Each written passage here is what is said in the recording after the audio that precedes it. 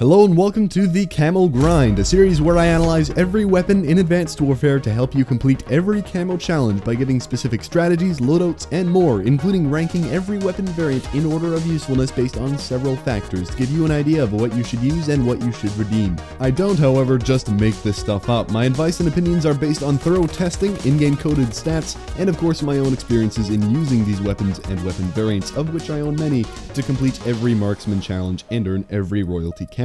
Today's episode is on the EPM3, that weird single-shot directed energy heavy weapon that used to be mocked as the worst gun in the game, and maybe the worst gun ever, but it has been buffed more times than maybe anything else in the game, and now it kinda has a niche. I don't think it's all that bad. Speaking of bad though, let's go through the variants. I don't think this will take too long, but first I have the Panorama. This isn't really a top tier variant in any way, but rather the best of a bad situation.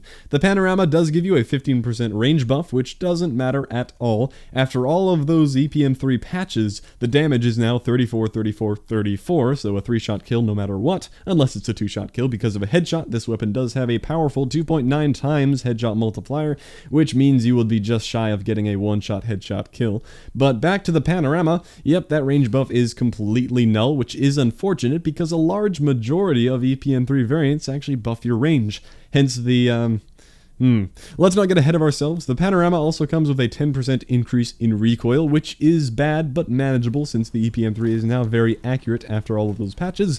Not a big deal to lose 10%, but if the range isn't useful, where is the upside to this variant? Well, the only reason this thing is in first is that free heatsink attachment. You know the variant situation is pretty bad when that's the reason something is in first. But having a free heatsink attachment is good. If you have a fast trigger finger, the EPM3 will overheat very quickly, so the heatsink is an attachment I'd probably be using anyway, and the fact that you get it for free, well, you can think of it as now having a pick 14 class instead of pick 13, which sounds almost overpowered when you say it that way. Imagine if at Master Prestige 20 or something, you unlocked the ability to use a pick 14 class. I bet people would really complain about the unfairness of that, but a variant that comes with an attachment like this one is basically a 14-point class. That's the Panorama though, the first professional variant to claim the #1 spot.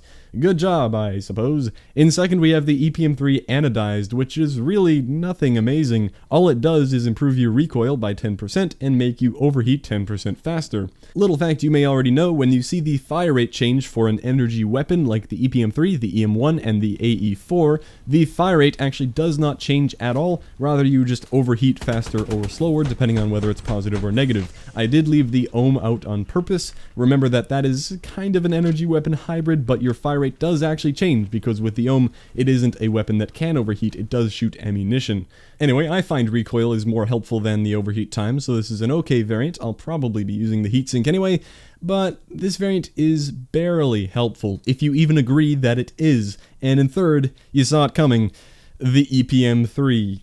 That's it, the plain unaltered weapon. I couldn't even find a variant good enough to be in third, and I'm pretty sure the explanation for all these bad variants is all of those patches and buffs this weapon has received over time. The variants were designed around the original EPM3, so a range buff used to be a good thing. The damage profile wasn't always flat like this, but now that it is, all these variants are doomed to be negative. Like the Parsec, you get a +3 range, and the royalty is one of the royalties that increases range even more, so like a +4 range on this thing, and the only downside is that you're limited to only optical attachments. That used to be really great, but now it's completely pointless. Honestly, I use the Parsec sometimes, like when I'm going for kills with no attachments, or if I make a class that doesn't really involve attachments, because there's no other downside, it's basically just a weapon skin.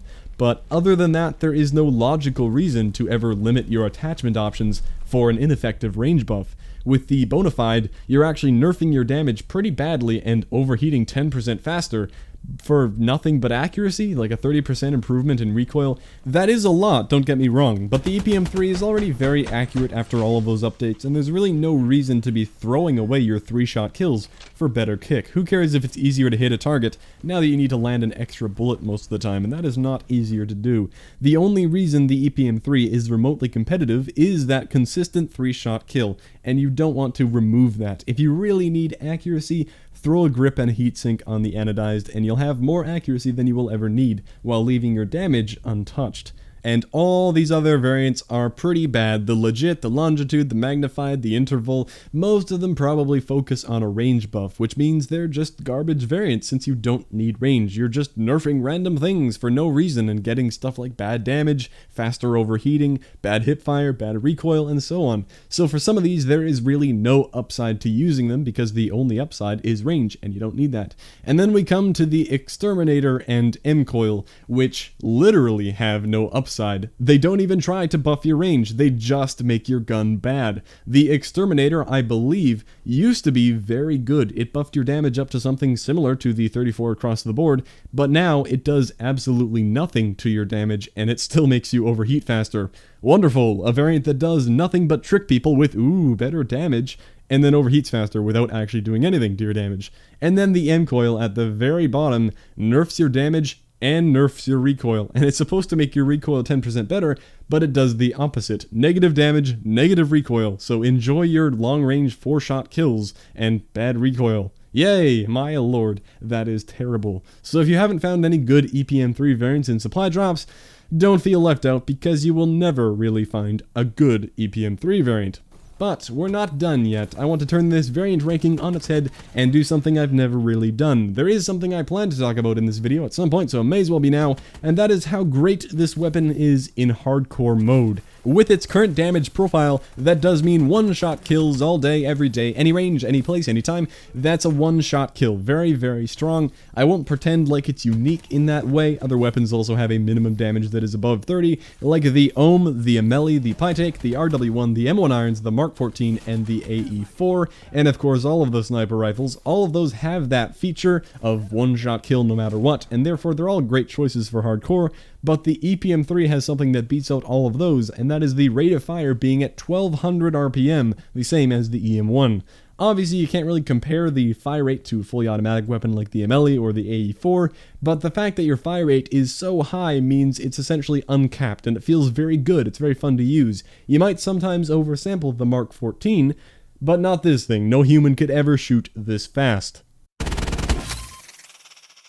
Of course, you can't really take advantage of that without some crazy modded controller hacks, but still, out of all those weapons I just listed, if I had to choose one to be in my hands when I sprint around a corner and I have to spray someone down in hardcore mode, I would choose the EPM3. I just feel like it would be the most effective at spraying, and it's also great at long range, so for all the camo challenges and for whatever else you want to do with this weapon, I recommend that you be playing hardcore. It's one of the top weapons there, while in regular modes, it's barely on the radar. So if I'm recommending hardcore so strongly, I should really be giving a variant ranking for hardcore mode, because it would be different. Not drastically different, but two variants that were previously considered negative will now be moved up, with the bonafide now the best variant, because that previously terrible damage nerf does not matter since you're still dealing more than 30 damage no matter what, and when you take that out of the equation, all you have is a crazy good recoil buff for just a small overheat nerf, which is definitely worth it now that the damage is irrelevant, and it is the same deal with the legit variant,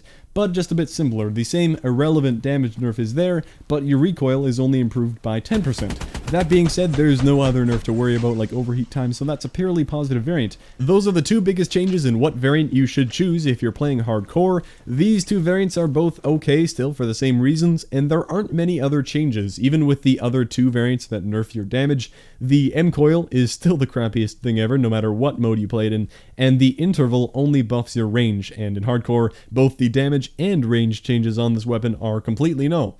So I think we've had quite enough variant talk for this thing. It has some of the crappiest variants in the game, and yet it took one of the longest to talk about. We kind of did a double ranking there. Let's get to the camo challenges. Of course, my biggest piece of advice for everything having to do with these, I've already mentioned, is to play hardcore. I think you'll have a better time, but that is of course up to you. The first challenge is the usual long shots, and as long as you are playing hardcore, this should be super easy with this thing. Stuff like a grip and of course a long range scope like the ACOG would make sense to help you.